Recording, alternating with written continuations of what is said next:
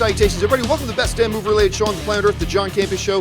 Coming to you from right here on my YouTube channel. I'm, of course, your host, John Campea. It's an honor and a privilege, as it is every day, to have you guys joining me as we talk about our favorite things in the world, movies and movie news, a little bit of television, all that types of good stuff. Got a lot of things to get to today, and we're going to get things started right off the bat with this. A brand new spot, if you will, for the upcoming X-Men film Dark Phoenix is finally going to drop tonight. Yes, that's right. After a lot of speculation and a lot of moaning and a lot of doubters, a lot of rumors and all this kind of stuff that X-Men Dark Phoenix has been canceled and all this kind of nonsense, the official trailer drops tonight, which really shouldn't surprise any of us. I mean, the movie's still like 5 months away, but they're dropping the first trailer tonight. Now, they've announced that this first trailer is coming tonight by putting out this motion poster, if you will, this new motion poster of the Dark Phoenix character, and then alluding, of course, to the fact that there's going to be a new trailer dropping tonight. So there you have it, guys. We're getting our first trailer for Dark Phoenix tonight. It's actually coming. It's actually happening tonight. Now, we've already gotten some images throughout the last couple of weeks about what we're going to see in Dark Phoenix. I remember Entertainment Weekly put out a bunch of pictures as well. But there's a new synopsis as well that is out there right now. Picking up 10 years after X-Men Apocalypse, X-Men Dark Phoenix finds the X-Men in a place they've never been before, national heroes. The team embarks on a routine mission into space where things quickly take a turn and they find themselves in a battle with an intergalactic force over team member Jean Grey. And for those of us who know much about the comics, we already know exactly what it is they're talking about there, so that's no big surprise for us. So we get the first trailer coming tonight. Now, a lot of people have been raising alarms and saying, oh, we don't have a trailer yet. Like, look, September, October, November, December, January, 5 months away. This movie's still 5 months away. And everybody was going crazy and losing their minds. And we don't have a Dark Phoenix trailer yet. It still was almost a half year away, but we are getting one tonight. Now, the one concern, I have certain concerns about the movie, like I do about every movie. The one concern I still have about X-Men Dark Phoenix is the fact that Kinberg is directing it. Now, I love him. I think he's a great producer, great writer. I've met him on a couple of occasions. I think he's fantastic. But I always get very nervous about somebody who has never directed anything before using a high-profile, big-budget, tentpole kind of film like an X-Men Dark Phoenix as their first directorial effort. Now, some people will often say to me, yeah, but John, he really knows the X-Men. What does that have to do with knowing how to direct? What does that have to do with knowing how to direct? I really know Star Wars. That doesn't mean I should be directing a Star Wars movie. It's about, does he know how to direct? And he's never directed anything. Now, I'm not saying Simon's not going to do a good job. Not in the least. I'm just saying it's a little bit of apprehension on my part. The one little thing I've been nervous about. I usually like to see directors take on smaller films to start with, to cut their teeth on, to show what they can do, to expose their weaknesses to themselves so they can improve them, rather than coming out of the gate and saying, the first movie I'm ever going to direct is this big, high-budget, blockbuster kind of film, what we're hoping will be a blockbuster film sort of mentality. That has always made me nervous. That being said, I'm looking forward to the trailer. However, I think people should temper their expectations about the trailer. Remember, this is the first trailer. This trailer isn't going to give us a ton. It's going to give us a little sense of the feel. It's really more going to be of an announcement trailer. It's going to be like a 2-minute announcement. Don't look to have your socks blown off. Everybody knows how much I love the X-Men franchise, but I'm not looking to get my socks blown off by this one first trailer. It's really the second trailer that I'm most going to be looking forward to. But anyway, we're going to get our first look at the movie tonight, and then I'm sure we're going to talk about it a little bit more tomorrow. So there's that. All right, let's move on to this now. Now, a lot of you guys know the new movie Halloween's coming out. I believe it comes out on the 19th of October, or a little bit earlier than that, just before Halloween, right? So Halloween is coming. We've been talking a little bit about this film. Now, everybody knows I'm not a fan of the Halloween series. I'm not even a fan of the first one. I wasn't looking forward to this one. However, even I had to say that the trailers have got me intrigued, and now I'm on board with it. I'm excited to see it, to be honest with you. And I've never been excited to see a Halloween film before. Anyway, as we're getting closer and closer tracking numbers have begun to come out. Now, a couple of weeks ago, some tracking numbers came out that said Halloween could open anywhere between $50 and $85 million. And I thought that upper number, 85, was completely out of reach, like just nonsensical. However, I saw a new report just last night, and I thought as we got closer to the date, we'd see that number come down a bit. However, the news report I saw last night is still suggesting not 50 to 85 million, but 60 to 85 million. They're still calling 85 million as a potential number. Now, here's the interesting thing. A couple of weeks ago, here on the John Campea Show, somebody asked, hey, what do you think the chances are that Halloween could hit $125 million opening weekend? To which I said, no, that's not going to happen. Can't happen. I mean, anything can happen between now and then. Maybe we'll change our mind later, but I just can't see that happening. As a matter of fact, I can't see it hitting $100 million. And the reasons I said at the time that I can't see Halloween hitting $100 million opening weekend was because they were drawing a comparison to like The Nun. The Nun opened to $55 million, which is great, and that got bad reviews. Halloween's getting great reviews. It could open to 100 plus. And I said, well, there's a big difference. Number one, the Conjuring franchise is a current, ongoing, active, and successful franchise. Halloween is not. Halloween is not a current, active franchise, other than the fact that it's got a new movie coming out now. But the other thing I said is this. Let's look at the previous 3 Halloween movies and their opening weekends, right? The previous 3 Halloween movie opening weekends, you got Halloween Resurrection, 2002, only made $12 million opening weekend. And that was with Jamie Lee Curtis returning. Halloween in 2007 made $26 million. Halloween 2, these are of course the Rob Zombie films, in 2009 made only $16 million opening weekend. For the Conjuring example, and for the track record of Halloween, I was saying, I just don't see it happening. I can't see this Halloween movie breaking $100 million. I just can't see it. However, at the time I said, hey, I can have my mind changed. I might be having my mind changed on this. I might be having my mind changed on this. So again, last night I see these tracking numbers come out, these updated tracking numbers that are still saying it's going to be between 60 and 85. And we all know going into opening weekend, whatever the top number is, it could go over that a little bit. It could go over that a little bit. We've seen it happen on a few occasions. Not always, but on a few occasions we've seen that happen. So if they really do hold these tracking numbers going into Halloween opening, $100 million becomes plausible. And I started thinking about that last night when I saw those newly released tracking numbers about, well, maybe it really could hit that number. And then it's funny, this morning, as I'm reading through all the news feeds, I come across an article by one of my colleagues, Eric Eisenberg, who writes over for Cinema Blend. And it's really funny because he was reading my mind, and he actually put up a piece this morning about, hey, this Halloween movie could hit $100 million.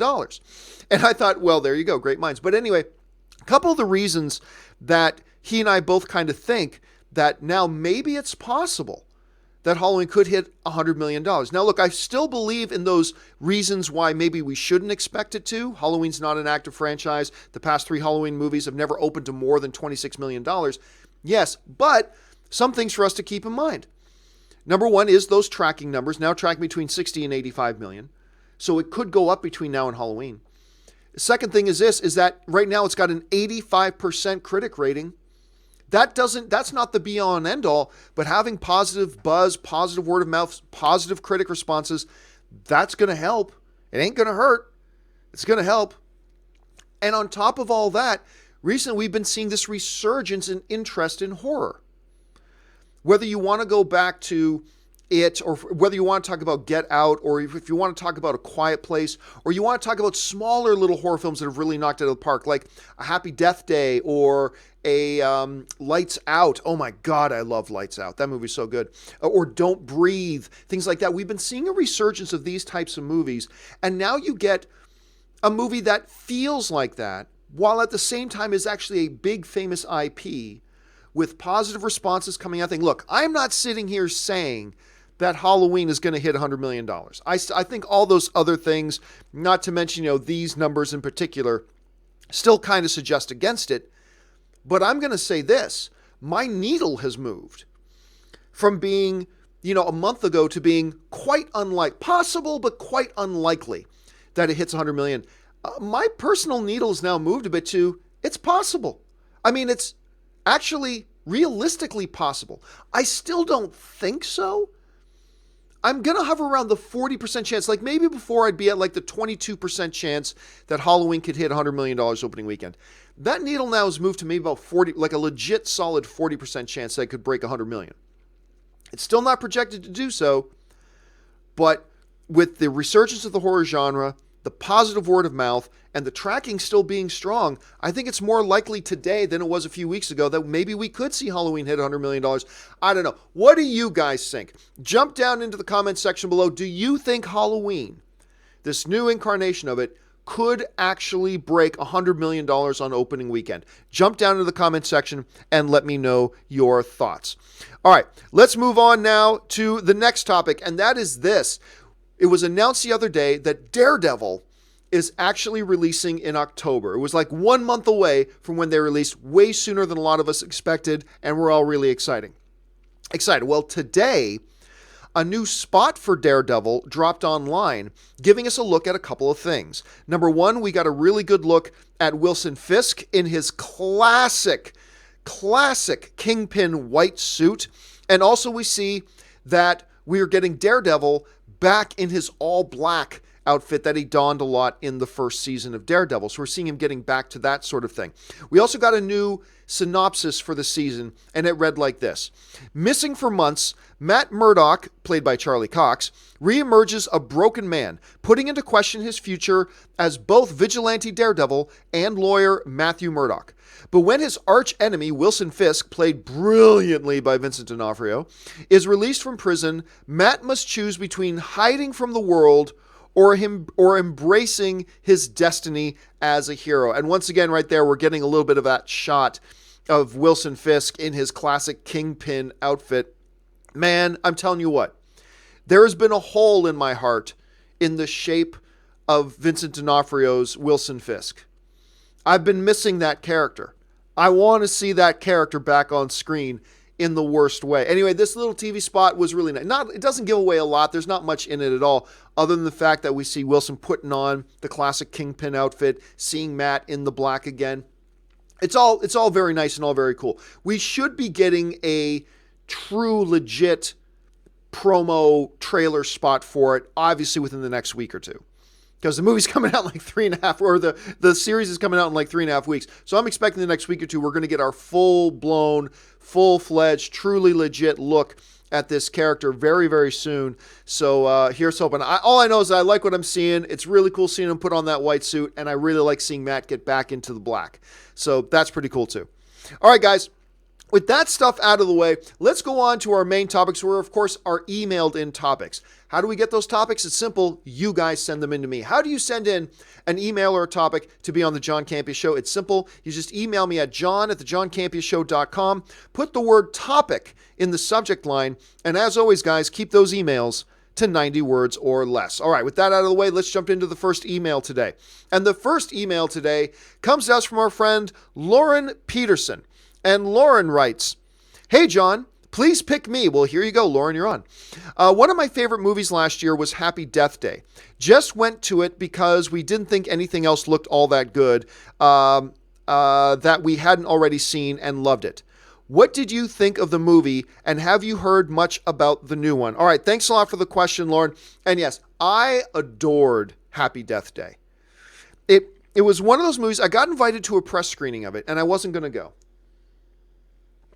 And then they changed the location of the press screening to the AMC Burbank 16, which is just a 10-minute walk up the street for me. So I went, okay, I'll go see it. Anne was out, so I got a hold of Corey, and I said, Corey, do you want to come with me? She said, sure. So, I mean, neither of us wanted to see it, but it was right up the street, so why not? Went to go see it, and remember, there was a rash of these really low-budget little horror films that had been coming out, like whether it's about, haunted books or looping time, whatever, and they were a lot of them pretty trash.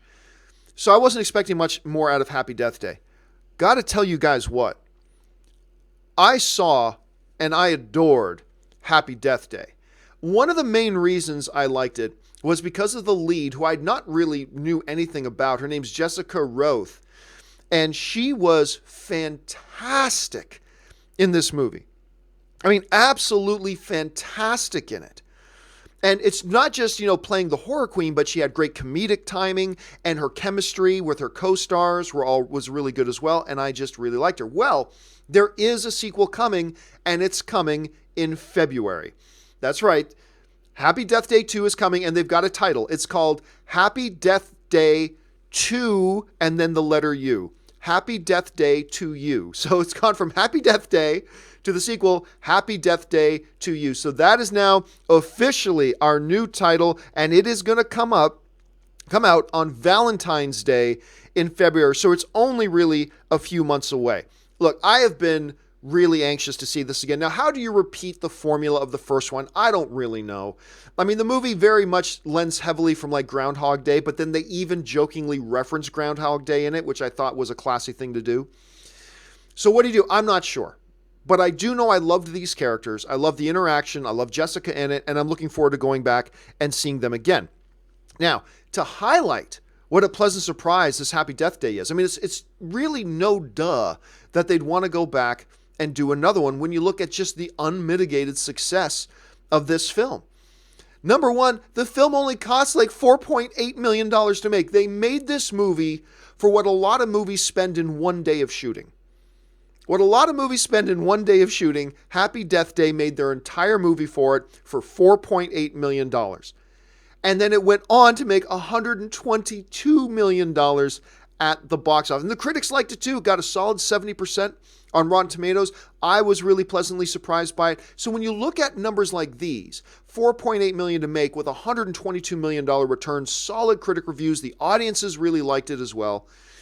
This kind of became a no-brainer of a film that you need to go back and do a sequel for. So no surprise, really happy it's coming this soon. And look, I'm usually pretty hard on titles, but even I'm going to say Happy Death Day to You is kind of a creative little play on it, so I like the title as well. What do you guys think? What did you think of the original Happy Death Day? Are you looking forward to Happy Death Day 2? What do you think of the title, Happy Death Day to You? Jump down into the comments section and let me know your thoughts. All right, let's move on to the second email today. And the second email today comes to us from Miguel, who writes, Hey, John, greetings from Puerto Rico. Thank you so much, Miguel. My question is, do you think Joe Manganiello's Deathstroke still has a future in the DCEU? With Ben Affleck's Batman script with Deathstroke as the villain scrapped and the Justice League sequel pretty much dead as well, I don't see this character to be featured in the DCEU anytime soon. But do you? All right. Thanks a lot for the question, man. Totally understandable that you'd ask. And Joe, look, I always say Joe Manganiello, and I've often heard a lot of people say Joe Manganiello, but apparently the proper pronunciation is Joe Manganiello. I think it's Joe Manganiello.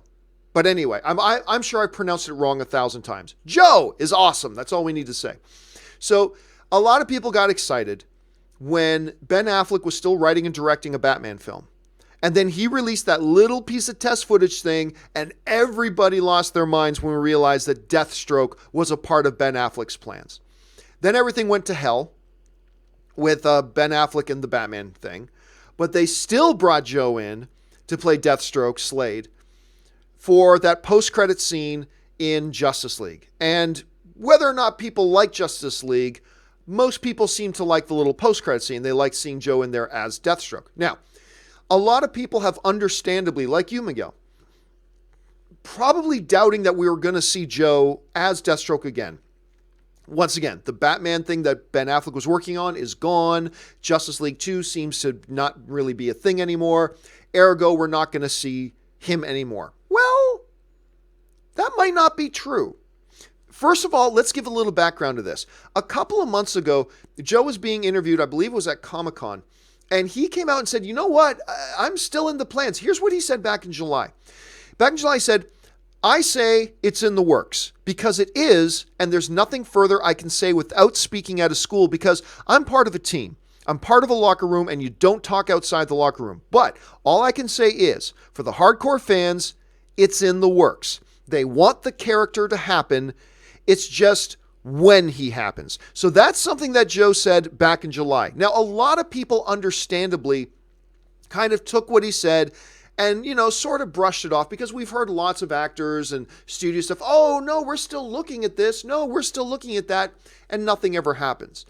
So, Joe made those comments, and I think a lot of people, including me, kind of brushed over it and said, well, yeah, sure. I'll believe that when I see it. But he did say it, and that's something we got to keep in mind.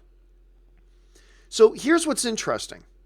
A couple days ago, I'm in Hollywood. I run into this guy I know who is he's pretty, not just even pretty. Let's just say he's connected to Warner Brothers. And what he said to me was just basically what Joe had said back in July. Deathstroke is still in their mix. The thing, though, that he told me, and I don't know how out of date his information is, but this does go along with what Joe said back in July, was that they just don't know where to put him at this point. There was some discussion, apparently, about using Joe's Deathstroke in a Birds of Prey movie. Apparently, that didn't happen. Then there were some talks about using him maybe in a Suicide Squad movie. I don't think that ended up happening. So, the best that I know at this point, they still don't have a plan for Deathstroke. But apparently, Deathstroke is still on their shelf. That shelf that you have story ideas and character ideas and things that when you're putting together your movies, you can reach up and grab. Apparently, he's still got a very front place on their shelf. They're still interested in using Deathstroke, in particular, Joe's Deathstroke. So what I'm hearing is kind of jiving with what Joe said back in July, but again, who knows, right? I mean, even studios that fully intend to do a certain movie, they announce a certain movie, and then the movie never happens. And we're certainly not even that far along with the whole thing with Joe, right? We're not even that far along with it. All we're at right now is they don't have a plan for it yet, but they know they want to use them. So maybe they will, maybe they won't. We'll have to wait and see. But at this point, to the best of my understanding, and going along with what Joe said back in July, he's still in the game plan. So we very well could see Deathstroke pop up, played by Joe, in some upcoming movie. My question to you is it too late? Should they have capitalized on this whole thing with his post-credit scene in Justice League a little bit sooner? Should they have put him in a Birds of Prey, which is going to be coming out in, I believe, February 2020? Should they have put him in a Shazam? Should they have put him in something like that? Or do you think, no, it's still a great idea. Go ahead and use it. And if so, what kind of property do you think he's going to pop up in? It's highly unlikely it'll be Matt Reeves' Batman plan, but what sort of movie do you think he could pop up in? I want to know what you think. Jump down to the comments section and let me know your thoughts. All right, let's move on now to the third email of the day. And the third email today comes to us from TP12, who writes, "Hey, John, greetings from Greece." Well, thank you so much, TP. I love Apollo 13, and I'm really excited for the new Damien Chazelle movie, First Man. Do you think it's a good idea for the studios to develop a based on a true story movie about a space mission which failed, causing astronauts' deaths, Space Shuttle Challenger or Columbia disasters? I think they're important stories that need to be told, and they'll make people think more about the risks of space programs. All right, thanks a lot for the question, TP12. And first of all, I completely agree with you. I cannot wait for First Man. I've been excited about this movie since the day they announced it, and I think a lot of you guys have been too. Killer cast, Claire Foy, Ryan Gosling, one of the hottest, if not the hottest director in Hollywood right now with Damien Chazelle doing it. The buzz from the festival play that's been getting has been off the chart. A lot of people are already talking Oscar buzz for this film. The people who have seen it are already saying it could get a lot of Oscar buzz. I am one of those people, very excited to see it, and clearly you are too. It is, I know we've had a couple of these space programs like Apollo 13, now we're getting First Man, a lot of these movies that celebrate the triumph of mankind. And that's great. And those are important movies and important stories to tell. I completely love those movies. Like Apollo 13 is great. The idea of this one is great. And it is important to do these movies that celebrate the accomplishments of mankind. Should there be a movie, though, about some of the tragedies? Discovery, Columbia, things like that. Like, I was young, so some of you might be a little bit too young. Like, I was almost too young to remember, but I remember I was in grade school. I was a little kid. And it was on the TVs in the classrooms when the space shuttle taking off exploded. That was not something I think kids that were our age at the time could really wrap our heads around. It was like for a lot of kids, it was the first time we became awoken to the idea that, oh, things, even things run by people who work with mom and dad, even things made by adults, and these things can go bad. And bad things can happen, and accidents can happen with terrible. It was harsh. I even believe, if I remember the documentary correctly, I believe Mr. Rogers came out and did a special episode to talk to children about tragedy and things like that after the space shuttle disaster. And then, of course, there was another one with the shuttle returning as opposed to taking off. Should they do one of these movies? I think so. I would love to see a story that celebrates the life of those people that died going where no one had gone before. Or at least very, very, very few people had gone before, you know? The courage and bravery to strap yourself onto a piece of metal with rockets to hurl you into outer space. I mean, and what their stories, their dreams and aspirations, and then embrace the tragedy of it as well. And then maybe look at some of the aftermath of the tragedy. Like maybe you do one of these movies that starts with the tragedy, and then the aftermath, looking back on the lives of the people. I don't know. There's lots of different ways you could do it. Now, it's not a studio's responsibility to tell important stories. That's not their responsibility.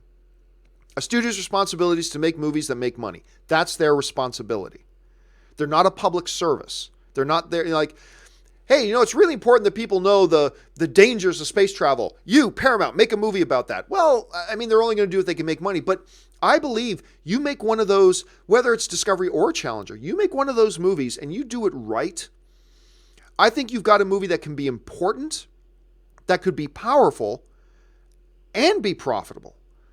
I think there would be a lot of people that would be intrigued to go in and watch one of those stories. I know I would. Hell, I know I'd be there first showing. I'd be there. Damn right I would be. Because everybody who was alive and everybody who was old enough, and I was barely old enough, but everybody who was alive and barely old enough, when that happened, remembers where they were when they heard that news. There are certain events that everybody remembers where they were when that happened.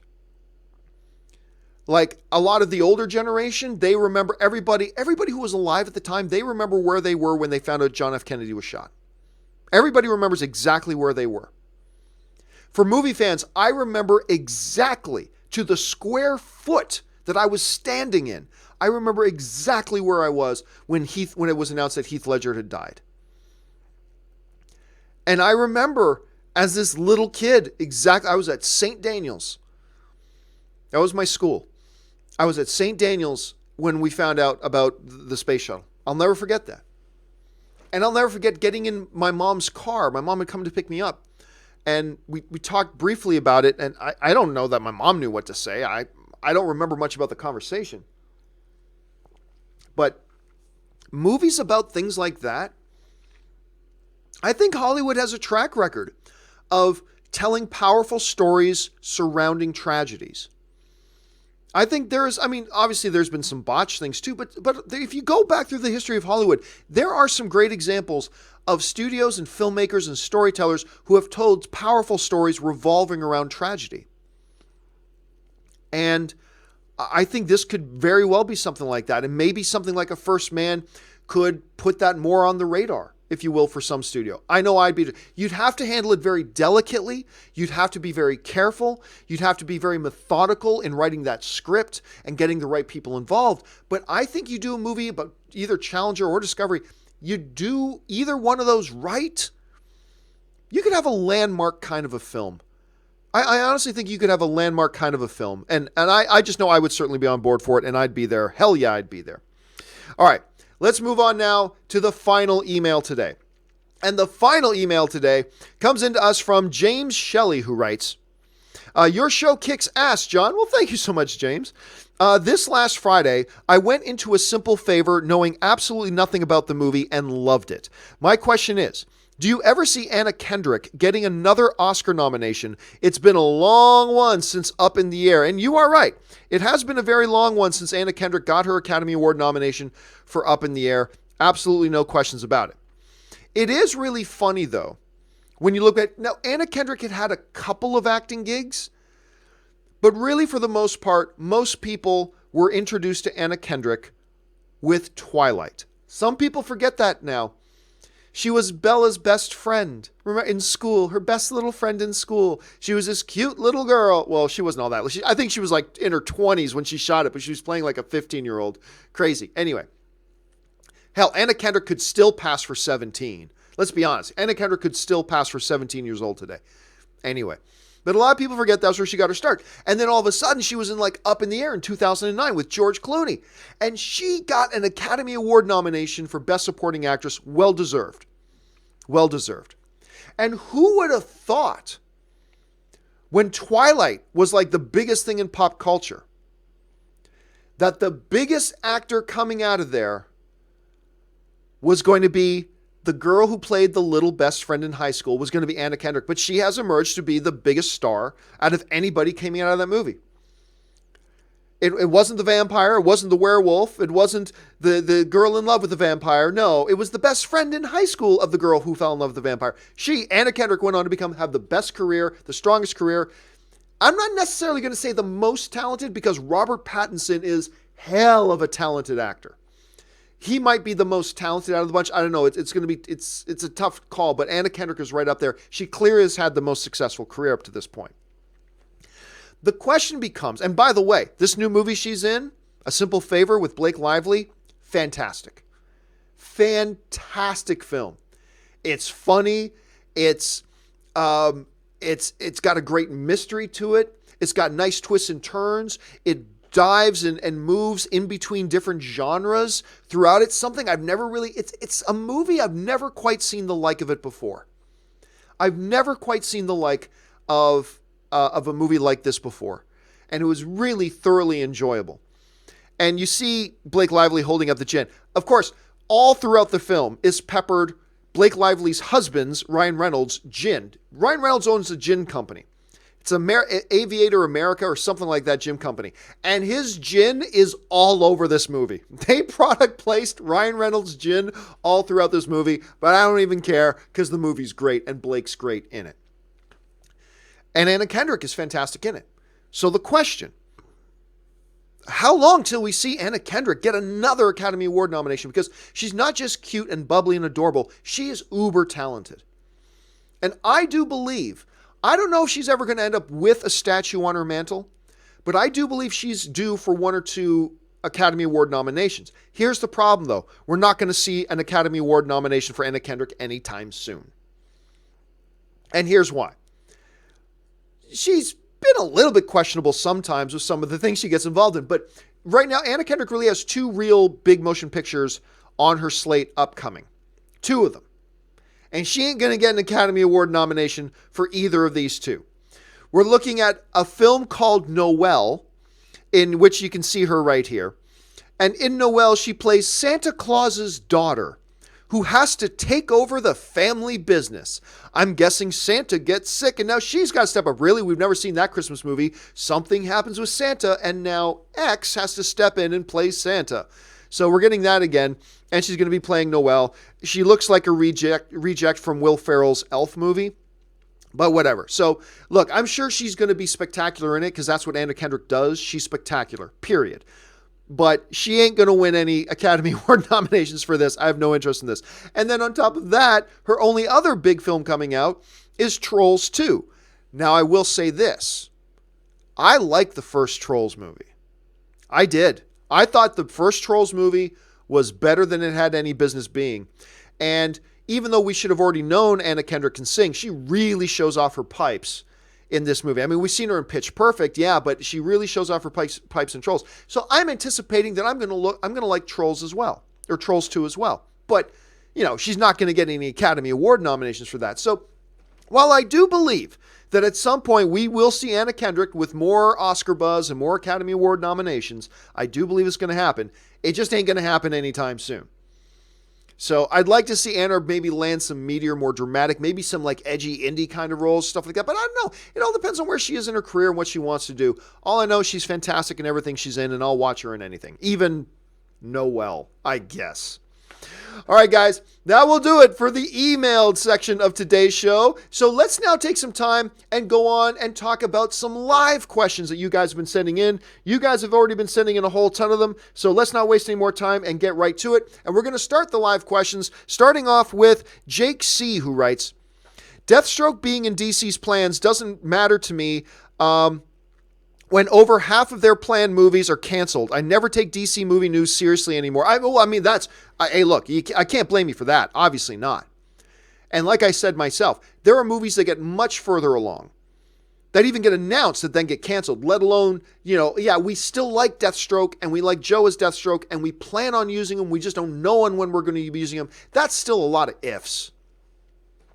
I'm certainly not saying that he's actually going to end up being in another DC movie. I don't know that. But I do know that it's still on their radar. And they are still looking for a way to plug him into a movie that works and that fits. But I agree, Jake. With so much stuff that's been announced, canceled, ignored, forgotten, this director's here, now that director's gone, blah, blah. With all that drama that's happened, I don't blame you one bit for feeling that way. Not at all. Totally understandable. Dan the Man will not let me forget Kiss Kiss Gang Bang. For those of you who don't know what that's about, a few weeks ago I was talking about the great Shane Black movie, Kiss Kiss Bang Bang, and I accidentally said Kiss Kiss Gang Bang, and I haven't heard the end of it since. On Twitter, in the comment sections, I have not heard the end of it since. Ben Hayusa writes, looking forward to the Dark Phoenix trailer, and I too forgot that the movie was coming out as well, and I love the X-Men franchise. Days of Future Past is still my all-time favorite. Hey, Days of Future Past is absolutely one of the greatest comic book movies ever made. Easily in the top 10, maybe in the top 5. But easily in the top 10. X-Men Days of Future Past, one of the best. X-Men 2, one of the best comic book movies ever made. A lot of people super love First Class. I really, really like First Class. But it's not the same league as X-Men Days of Future Past. Anyway. I think a lot of people forgot about it. Look, in the midst of all the Fox and Disney chatter and talk, in the midst of all the attention on Black Panther and Avengers, Infinity War, and all that kind of stuff, X-Men kind of got forgot. Not to mention that it was supposed to open earlier and got pushed back, right? So it's totally understandable that a lot of people forgot it was even coming. As a matter of fact, it feels like the only time X-Men Dark Phoenix has been talked about much over the past few months is when having to address rumors that it's been canceled or something like that, right? Which was always just a ridiculous notion. But totally forgivable, Ben, that you forgot it was coming. I think a lot of people forgot. Ben Hayusa writes, also, here watching your show and playing some Spider-Man at the same time. This game is mind-blowing. Easily my favorite game since Batman Arkham Knight. And you're not the only one. So many people, including my buddy Ryan, are just loving this game. Just loving this game. I'm slowly making my way through the cutscene movie because it's a long-ass scene. It's like 7 to 8 hours long. But at any rate, but you are not alone, Ben. I'm hearing tons of people just eating this game up. So I'm glad you're enjoying it, dude. All right. Kim Young-hoon writes, my ticket for Venom IMAX is on October 2nd before any reviewer screenings in the US. Should I cancel it and wait for the reviews or just test my luck? Oh, yeah, go test your luck. If you've already got your ticket, go test your luck. By all means. See, a lot of people were saying, because the review embargo lifts October 2nd in the evening. But a lot of critics aren't even seeing it till October 3rd, and the movie comes out nationwide on October 4th, but it actually comes out in some other markets on October 2nd and October 3rd. So it's actually opening in some markets before the review embargo even lifts. You want to talk about a company that has no faith in their movie? How about that? How about not even allowing the review embargo lift until after it opens in some markets? That's nuts. And again, to me, the only thing that would excuse this, the only thing that would make this understandable, is if it turns out Spider-Man is actually in the movie and they're trying desperately to hide that. If that's the case, all is forgiven and it totally justifies this move. Otherwise, the only explanation is that Sony thinks this movie sucks They think everybody's going to think it sucks, and therefore they're going to try to hide it from critics and what critics think about it from the audience as long as they can. So, but I don't look, if you've already got your ticket, go, man, go. I've already got my ticket, so I'm going regardless. You should go too, dude. All right. Arturo Beltran writes, keep up the great work, and you should do a meet and greet. Well, I mean, I've done meet and greets. I've done many meet and greets. But some people have been asking me more and more lately that I should just arrange a meet and greet. I'm actually thinking about it. As a matter of fact, let me ask you guys. Please do this for me. Can you email me, john@thejohncampeashow.com. Email me at john@thejohncampeashow.com. And let me know if you live anywhere near LA. If I did a live studio audience episode of the John Campea Show, where I set aside one day that you guys could come into studio and actually be a live studio audience for one day for the John Campea Show, and then have a little meet and greet afterwards and hang out and stuff like that, is that something you would do? Because I honestly don't know. Honestly, like, I never know these things. Like, I live in LA. For all I know, 8 people in LA watch my show, and they're all studio publicists. I mean, for all I know, 12 people in LA watch my show. I don't know, or live anywhere near LA. But I am curious. If you guys lived at least relatively close to Los Angeles, and I set aside a day for a live studio audience to be a part of the John Campea Show and to do a meet and greet afterwards, is that something you would come and attend? Just email me. Please do me a favor. Email me and let me know if that's something that you would do, because maybe that's something we can do soon here. Okay. John K. writes, haven't been able to watch the show lately. What was your announcement about possibly working with a company you mentioned a few weeks ago? Haven't made the announcement yet, so as soon as I do, I will let you guys know. I'll let you know this. It actually looks like by Friday, I'll be able to announce what it is. We are now down to the wire. I've been in negotiations back and forth for about a month now, and it's now down to the wire. And I think by Friday, like within 2 days, I think I'm finally going to be able to say what it was. And it's either not going to happen, and I'll tell you what it was going to be, or it is happening, and I'll tell you what it is. But either way, by Friday, I should be able to tell you guys. So can't guarantee that, but fingers crossed. Let's see what happens. Jabin Carter writes, I hope Disney keeps X-Men movies separate, but maybe Marvel can still cherry pick characters they want to use. Excited for Dark Phoenix. Well, unfortunately, I think they're going to just take an already overcrowded MCU and just dump another 50 characters of X-Men characters into it, which I think is a mistake. But I think that's what they're going to do. I'm pretty sure that's what they're going to do. I would love it if they kept the X-Men in a separate universe. So you could tell more stories, and you could tell different stories, and you could tell stories that aren't handcuffed by what's happening in the MCU. Like, you can do an X-Men movie where something happens to New York. But then if it's in the MCU, well, then you got to say in every story in the MCU it happens to New York. Well, now you're handcuffing yourself. Just have a separate universe. You've got like 100 characters in the X-Men universe you can use and tell your own separate universe movies. But I don't think they're going to do that. But if they did, yeah, they could still decide to say, hey, let's set aside these 8 characters that we think would work in well with the MCU, and we'll just not have them in the X-Men universe and still make everybody happy. But unfortunately, Jabin, I don't think we're going to get what we want out of that. Spencer Smothers writes, could Carnage's role be a cause for a late embargo? I don't think so, because everybody's kind of expecting Carnage. Everybody's expecting a Carnage appeal. And really, ultimately, Carnage is just another symbiote, right? He's just another symbiote. Like, we already got Riot in there. Do you really do all this just to hide? And yet another symbiote guy comes out. Like, I mean, it's a little bit more relevant than Riot, but it's not that big of a deal. I'm not saying Carnage isn't that big of a deal, but hiding with supreme utter secrecy the appearance of yet another symbiote. Because I think we're going to get like 5 symbiotes. Seriously, I think we're getting like 5 different symbiotes in the Venom movie. The appearance of another one, to me, that doesn't seem like justification. Let's put it this way. If it turned out that that's why Sony hit it, that does not justify it. That doesn't justify it. It has to be something way bigger than that.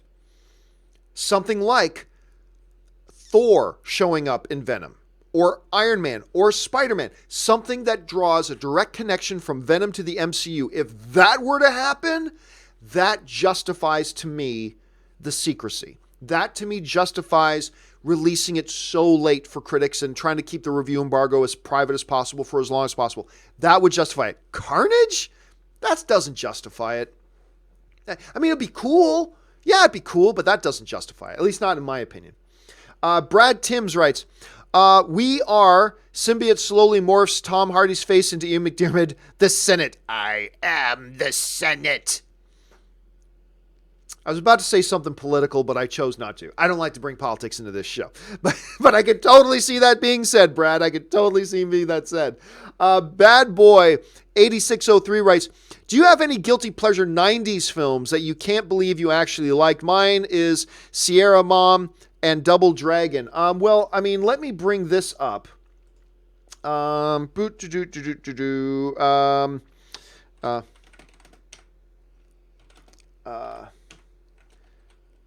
Let's see. I just got to double check to see. Yes, easy.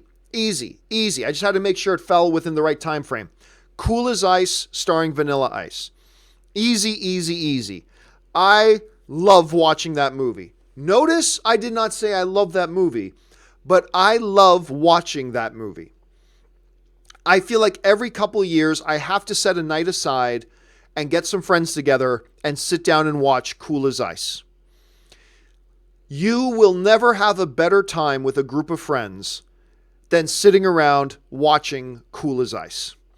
It is one of the best viewing experiences you can ever have. 1991 film.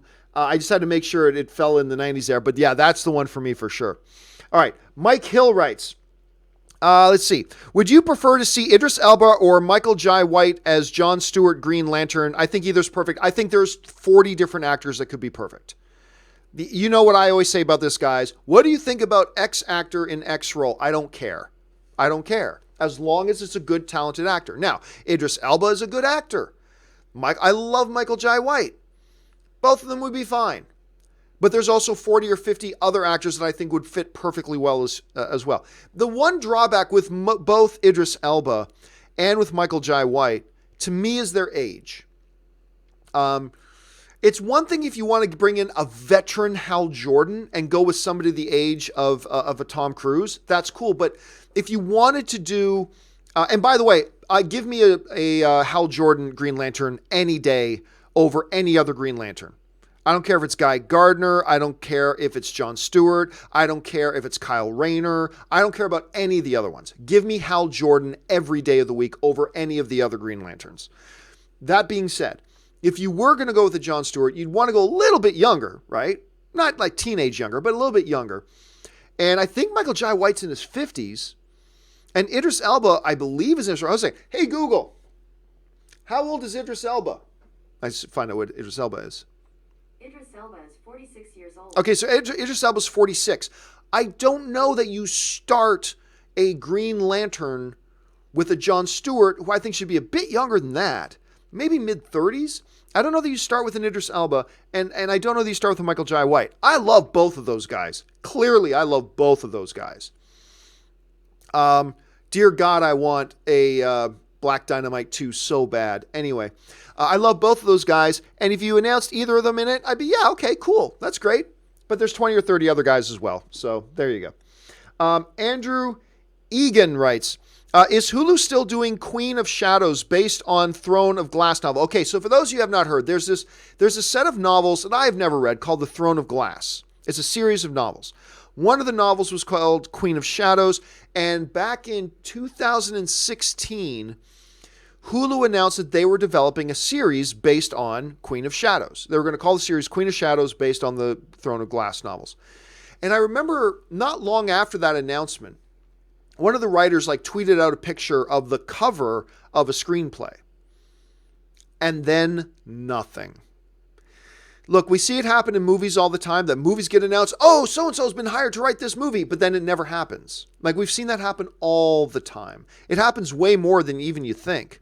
But it also happens in television. It happens in television a lot. I would think it's probably dead. I don't know that for sure, but the fact that it's been dead silence for over 2 years, yeah, I got to believe it's probably a dead project.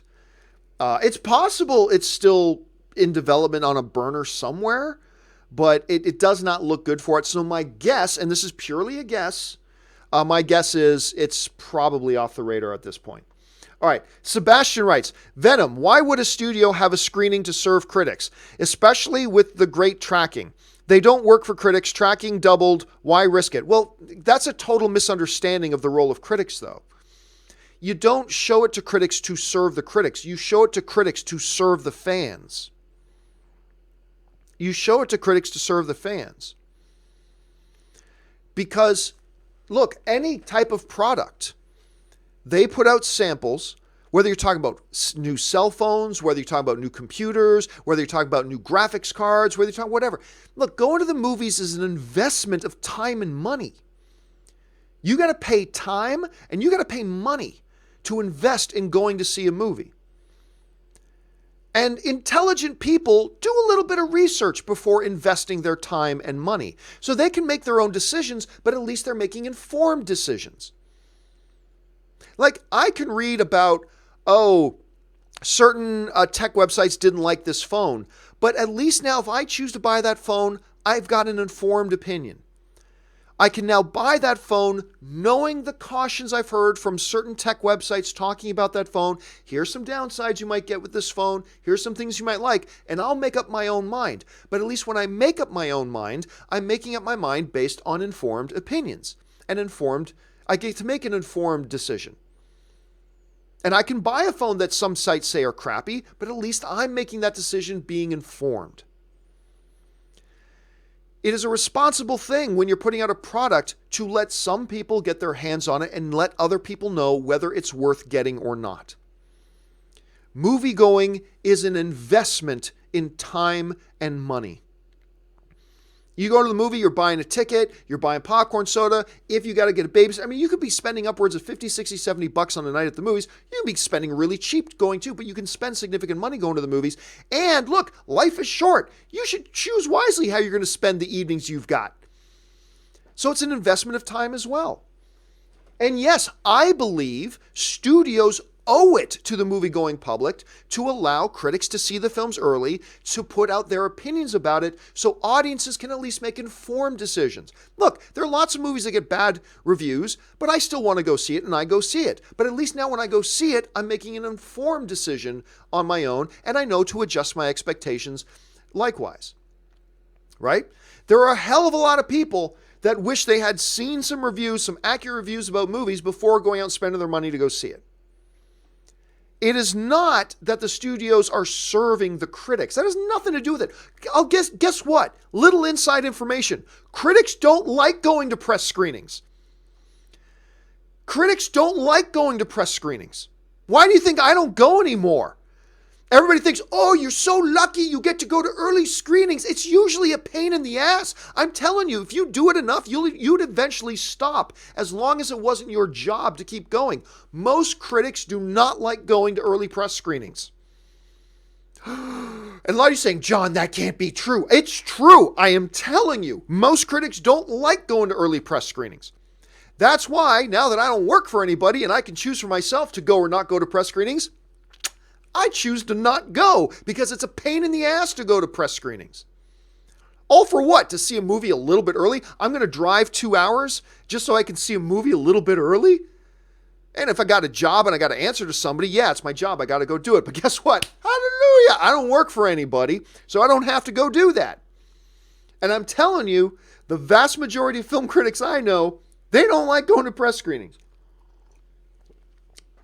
They got to sit through movies that they don't like and that they hate and that they have no interest in. And sometimes they got to drive 45, 50, an hour and a half just to see a movie? Just to see a movie? They're going to spend more time on the road driving to see it than they're going to spend actually sitting in the theater watching it. This is not about serving the critics. The critics don't give a flying fuck. There's this radical myth out there, this fairy tale that, oh my gosh, film critics are so lucky because they get to go to movies early. BS. That's like 1 out of every 10 movies that critics got to go and sit through, they actually would want to go and go to an early press screening of. Because for every Avengers Infinity War, for every new Star Wars film, there's about 30 or 40 other like mile 22s and 30 or 40 other like little pieces of crap, or the Predators. You have no interest in watching, but you got to drive across town, sit your ass down, waste an evening, watch a movie you don't even want to watch right now, and cry. Like, there's this huge mythology out there that some people have and propagate that, oh, critics love being able to see movies early. No, they don't. I'm telling you right now, most critics do not like going to press screenings. They do not like going. Putting a movie out for critics to see is not about servicing the critics. It's about servicing the audience and the fans. So the fans cannot be tricked and deceived, and they can at least make informed decisions of their own.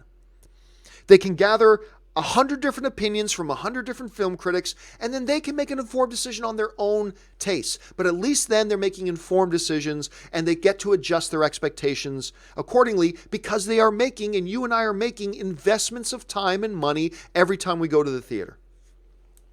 So, anyway. And you know what? Even the fact that I was a film critic at one point, I mean, I've never considered myself a film critic. I still don't. But even though at one point I kind of served in the job of a film critic and stuff like that, there's still a bunch of you that still don't believe me. You do not believe me that we don't think it's the coolest thing in the world that we get to go to press screenings. Yes, there are Avengers Infinity Wars, and yes, there are Star Wars. But for every one of those, there's 10 pieces of crap that we have no interest in going to, and yet we got to waste an entire evening of our week just to drive somewhere in ridiculous Los Angeles traffic, to sit in a movie theater for 2 hours, watch a movie we don't even have any interest in, and then have to drive another hour back. No, thank you. But anyway, that's my rant for the day. Michael Ashton writes, my top 5 films of 2018 so far. 1, You Were Never Really Here. It's a great movie. 2, Annihilation. I didn't like that one so much. 3, Upgrade. Very good. 4, Avengers Infinity War. 5, Boy Erased. What's yours at the moment? I don't do top 5s, Michael. I will say still my favorite movie of the year by far is A Quiet Place. That is by far my favorite movie of the year. And I've got some other things as well, but I don't like doing top 5s. Jonathan C. writes, why is the DCEU focusing on movies we don't give a crap about? Give me a Man of Steel 2 instead of Birds of Prey / Supergirl or any others that they've announced. Well, here's the thing, Jonathan. When you say we, what you really mean is you. When you say we, what you really mean is you. Why is the DCU focused on movies you don't give a crap about? And this is something, I've been talking about this a lot lately. It's something we as film fans do, right? We say, the fans want this. No, you want that. There are a lot of fans who want something else. The fans like this. No, you like that. And some other people agree with you. But there's also a bunch of fans that don't agree with you. We like to pretend, I do this, you do this, we all do this sometimes. We fall into this trap. We pretend that what we think is what all the fans think. And that's not true. It's just not true. There are a lot of people who are excited about a Birds of Prey movie. And here's the thing. Give me a Man of Steel 2. Well, listen, you know I'm with you, Jonathan. I've been wanting a Man of Steel 2 forever. The reality is, the first one was great, in my opinion, but got very mixed reviews. It didn't make as much as it had the potential of making, and all that kind of stuff. So we can say, we the fans want a Man of Steel 2. Well, Warner Brothers has proof to the contrary. We did a Man of Steel movie. And not a hell of a lot of you came out to it. And those of you did, even though we think we made a pretty damn good movie, a lot of you didn't like the movie, and it got totally mixed fan and critic reaction. So like you and I, because I can sit here, as I do, I can sit here and cry and whine, give me more Superman, give me Man of Steel. And I do. I cry and whine about it all the time. I cry and whine about it all the time. But the reality is, once you move beyond my crying and whining, you get executives at Warner Brothers sitting down and looking at facts. Fact number one, we did a Man of Steel movie that we're very proud of, and nowhere near as many people showed up for it as we thought they would. And the audience was pretty divided on it, and the critics were pretty divided on it. And then we had Superman again, and every time we've used Superman, there hasn't been great response to it. So the problem is, Jonathan, you and I, as much as I love to cry and whine about it, we can say all we want till we're blue in the face. The fans want a Man of Steel too. Sorry. The reality is the facts say otherwise. I want a Man of Steel too. You want a Man of Steel too. I know a bunch of people watching this show right now want a Man of Steel too. But now look at it from a Warner Brothers executive point of view, which I don't like to do very often, but let's do that. They have a set of facts in front of them that suggests it would be a very risky endeavor for them to do another Man of Steel. And that maybe it's time to try something different. Again, I'm not on their side on this, but let's at least look at it from their point of view. The definition of insanity is doing the same thing over and over again and expecting different results. That's the definition of insanity. So if you're Warner Brothers, do you just keep doing the same thing that hasn't worked for you yet? Or do you try something bold, change gears, and do something really different? I don't want a Birds of Prey movie. Not going to lie. I have no interest in a Birds of Prey movie.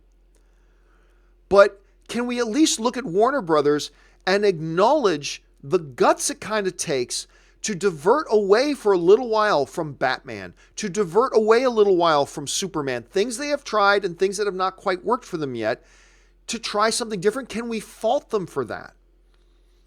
It's not what I would do, but at the same time, I don't know that I can fault them for that.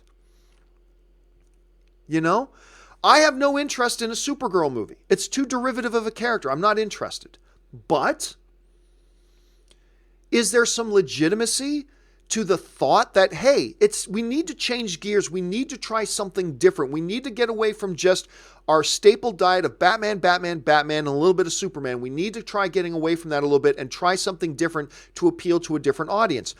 I wouldn't. But is there legitimacy?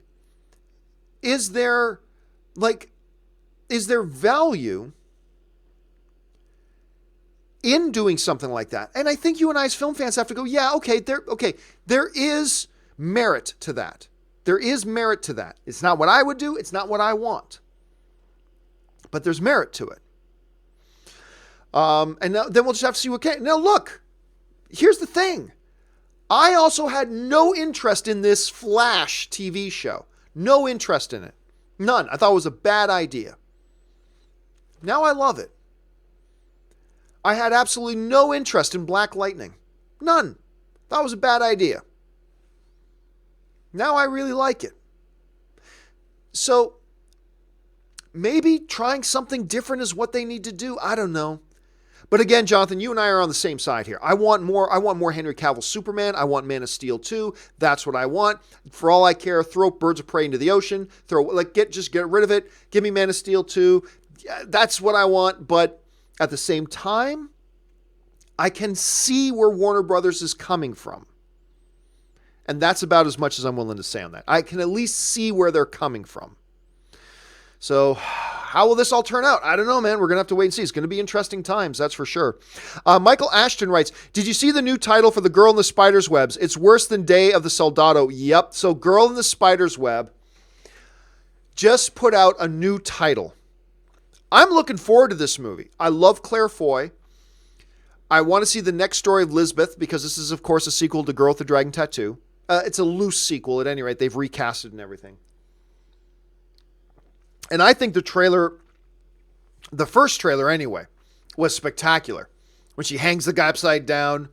I'm a fan of your work. I'm transferring all your money to your wife. I love the trailer. I thought it was great. I'm very excited for the movie. But did you see that they just officially changed the title?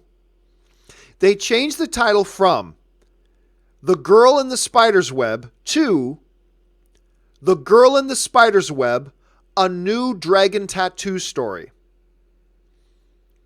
a new dragon tattoo. And the word new is in there.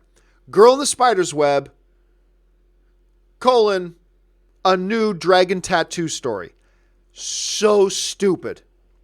So stupid. Such a dumb title. Now, again, I say this all the time, and this is a good time to repeat it.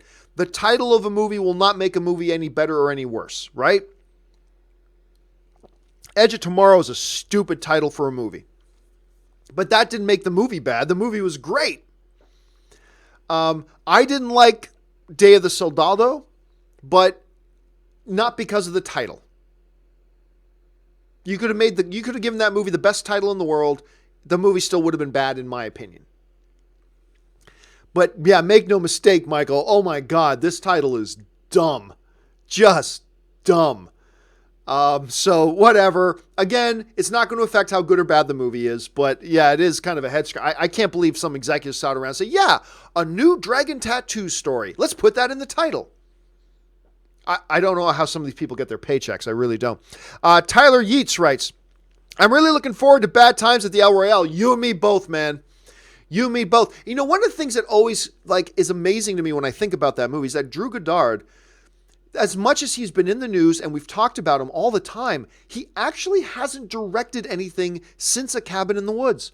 This is the first film he's directed since A Cabin in the Woods, which is weird considering he's been talked about in the news cycle so much the last few years, and yet he's never actually directed anything until now. I've liked the trailers. The cast is obviously phenomenal. I'm really looking forward to seeing Goddard get behind the camera again. You and me both, man. Really looking forward to this one. All right, just time for a couple more questions here. Sebastian writes, do you prefer Dolby or IMAX viewing movies? Why? Definitely Dolby. The dual laser system, the incredibly dark blacks, the incredibly rich colors. It's just, for me, the better movie going experience. Now, don't get me wrong. I'm not bad talking the IMAX going experience. Not at all. I love the IMAX going experience. I really, really do. But yeah, to me, it's just the colors. The color, the contrast and the color saturation of Dolby Cinemas is just, I've never seen anything come close to equaling it. You get the IMAX, which is incredibly high res, which is beautiful. And both, look, choosing between Dolby and IMAX, it's a no-lose situation. There's no wrong answer. But for me, if I've got a movie playing, like I'm going to go see Aquaman, and it's playing on the Dolby Cinema and in the IMAX, I'm going into the Dolby Cinema. If it's playing in the IMAX and other regular cinemas, I'm going into the IMAX. I love them both, but yeah, I'll give the edge to Dolby there. Miguel Alejandro writes, John, I really enjoy your show. Thank you so much, Miguel. Although sometimes it gets too nerdy for me, but I try to keep up. Ever thought about doing a sports channel? You will crush it. Well, I mean, look, if I wasn't doing movie punditry right now, I would be a sports radio host. I would be doing a sports radio show. I have no doubt. That's exactly what I would be doing right now. If not doing movies, which is my number one love, my number two love is sports. Everybody knows how much I love sports. I'm obsessed with sports, but that's what I would be doing. But I have no way would I have time to do a sports channel.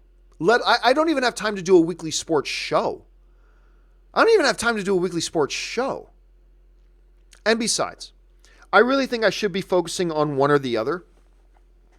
I think it would be kind of dumb for me to sit here and go, I'm a movie guy, and I'm the sports guy, and I'm the car racing guy, and I'm the video game guy, and I'm this guy, and I'm that guy. I just think it would be dumb for me to do that. I just don't have time.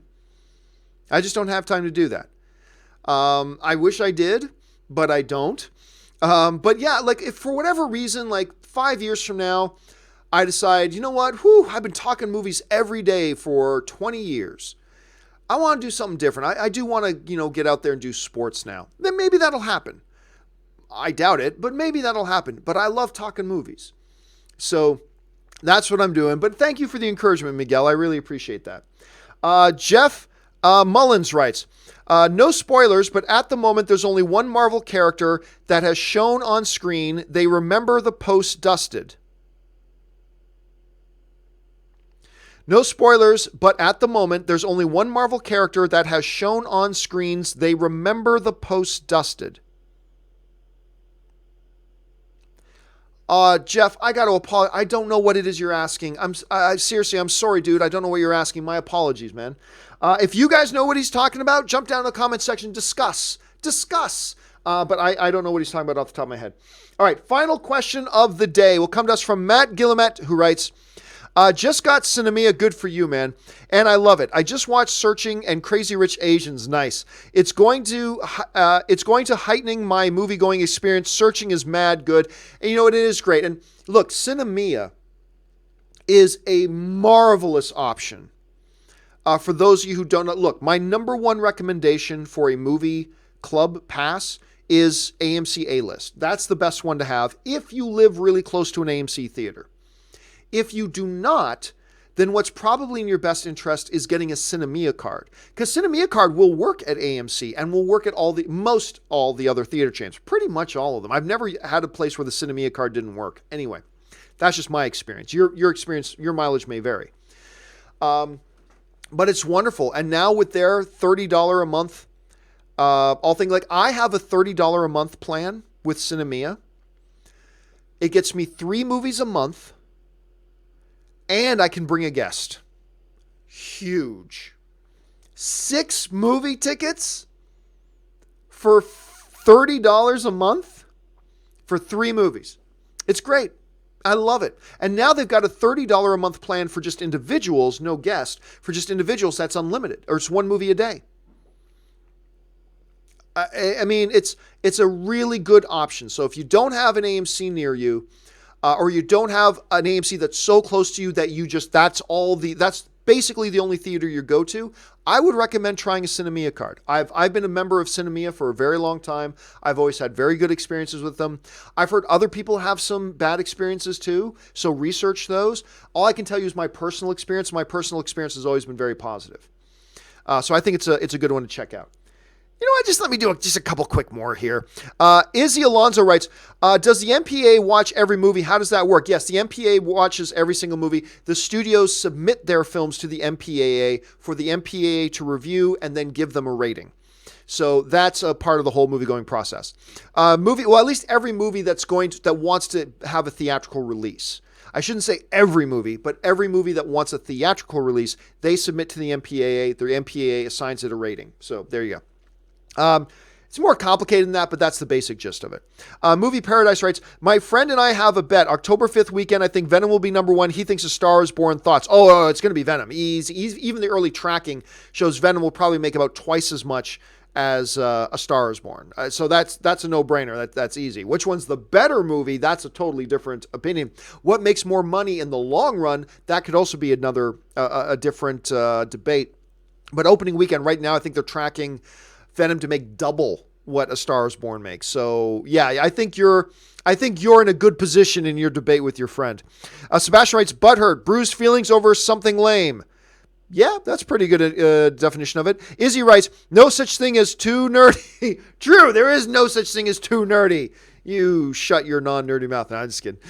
Dirk Walker writes, poker or Dungeons and Dragons? Oh, Sophie's choice. Everybody knows I'm a big poker guy. I love playing poker. I don't play nearly as much poker, though, as I used to. But a year or 2 ago, I was probably playing poker maybe 3 or 4 times a month. I was playing poker, whether it be in tournaments or just playing at cash games and stuff like that. Used to play a lot of poker. Now, I just don't have time. Ever since I really started working for myself, especially, I just don't have time. I nowadays, really, the only times I really play poker is when I go to Vegas. And Ann and I are going to Vegas this weekend, so I'll probably play a little bit of poker this weekend. But yeah, I feel like the only time I get a chance to really play poker these days is when I go to Vegas. When there's the odd big tournament, like when the LA Open Classic happens, I'll play in that. And when the California Championships come, I'll go play in that. But for the most part, I only play now when I go to Vegas. So maybe like 5, 6 times a year that I go to Vegas. So yeah. I don't know, because they're different things. Like when I play poker, I don't go and play with my friends. Like I go and play against other people and I have a great time. Dungeons and Dragons is something I'm doing with my friends every week. And I get to play with my wife. Like my wife's our dungeon master. I'm going to take a pass, Dirk. I can't choose. They're so apples and oranges. I just can't choose. That's a total Sophie's choice. All right, now this will be the last two questions. Murray Reich writes, I'm glad I'm hearing positive word of mouth about the Halloween movie is getting because I've watched the original sequels and they all didn't work for me. Oh yeah, and for me personally, none of the Halloween movies have worked for me, even the original. And people look at me like I just said puppies are dumb. Like, see, when I say I don't like the original Halloween, people look at me like, whoa, like I just said something completely blasphemous. But it's true. I didn't like the original Halloween. I think it's a little bit overrated. I know. I'm sorry. That's just my opinion. But this new one, I got to say, looks pretty good. It does. I am intrigued. I want to see this movie. I'm intrigued. So I'm hoping it turns out to be good as well, Murray. All right. Final question. You know what? It's 10:15. Two more quick. Just too quick. BMC writes, heard anything new on Spielberg's Black Hawk? No, I think that's dead. I'm honestly, this is good. Earlier this year, it got announced that Steven Spielberg was going to direct a movie called Black Hawk based on an old DC comic. And actually, I believe it debuted in like 1941. So it was even before DC Comics. These comic stories called Black Hawk. Not superhero stories. Black Hawk is this fighter pilot dude who is the commander of a squad of fighter pilots called the Black Hawk Squad or something like that.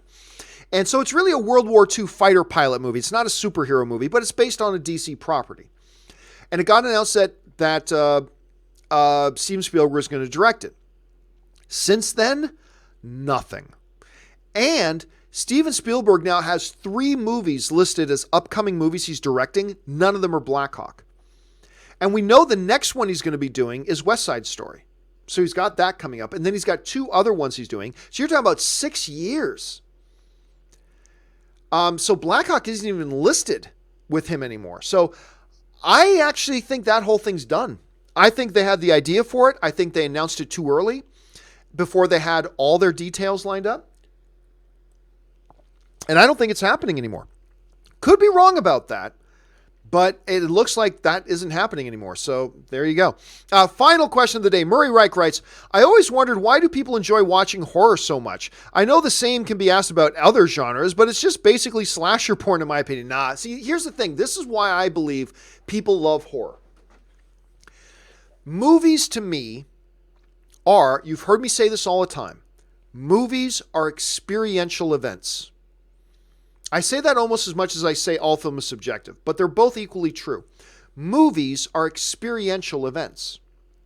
We go to the movies to have an experience, whether the experience is to feel tension or to feel wonder or to feel laughter or to feel fear or to feel whatever. There are 100 different things, but we go to movies to have an experience, right? Horror films are one of the most on the top layer of experiences you can possibly give. The jumps and scares and frights, that's an experience. I liken it unto why people ride roller coasters. They want to feel scared. They want to get on a roller coaster and have that experience. I liken a lot of horror film up to like roller coasters. We like having experiences, and one of the most overt things about horror films is delivering an experience. Particularly jumps and scares and fear and fright and terror and all that kind of stuff. But that's kind of the same thing to me. And that's why I think a lot of people love horror. Because just like every other genre, it's a genre that aims to deliver an experience, a very specific kind of experience, but an experience nonetheless. And so that's why I think a lot of people love it. And that's why when a lot of people ask me, what's the best type of movie for a filmmaker to kind of cut their teeth on and start? I usually will say horror. Because it's the most overt one of the experience you're trying to deliver. And if you can do that, well, then you can move on to something else. Horror, easy films to make, impossible to master. Easy films to make, horror films, impossible to master. Very, very few have mastered the art of horror filmmaking. But anyway, that's just kind of my thought on that. Okay, guys. Now, for everybody who have also sent in questions like Sebastian and Abdul Abbas all the way down, don't you worry. I'm going to gather up, copy your questions, and I'm going to address them in an upcoming companion video. So don't worry. Those questions you sent in are going to get addressed on an upcoming video. Keep your eyes open for that. But that is all the time I have for today. Thank you for joining me, guys. As always, it has been a distinct honor and honestly an awesome privilege to have you guys joining me to hang out today and talk about movies. Thank you so much for this privilege. Listen, guys, don't forget, jump on Twitter and follow me on Twitter. Simply at John Campea. That's where you can follow me there. Also, a special thank you to all you guys who are Patreon supporters of mine. You, along with all you guys who send in the topics with super chats, stuff like that, you guys are also the ones who support this channel and make this channel happen. If you're not a Patreon supporter, do me a favor. Run over to patreon.com/John Campea. Get all the information about what it means to be a Patreon supporter, how being a Patreon supporter helps keep this show on the air, and also a couple of perks for being a Patreon supporter, like audio-only versions of podcasts that people can get. A lot of people always ask me, John, can I get a podcast version of it? Funny you should ask. Those are available to my Patreon supporters. But also we got a great Facebook group and we do a few other things along the way as well. So go check out the website and maybe you'll decide to be a Patreon supporter too. If you do, awesome. And if not, that's totally fine. I'm just awfully grateful that you're here being a film fan with us. All right, guys, that will do it for me. Thanks a lot for joining me. Oh, don't forget, guys, later today, it's Wednesday, which means it's time for the Weekly Hero. Me and Robert Burnett will be back up here at 5:30 p.m. Pacific Standard Time. Unfortunately, I'm not going to have time today to do an open mic, so there's no open mic today, but the Weekly Hero, the name change still coming sometime soon, I guess. The Weekly Hero is going to be up at 5:30 p.m. this afternoon. Make sure you come back and join us for that. That'll do it for me, guys. Thanks a lot for joining me. My name's John Campea, and until next time, bye-bye.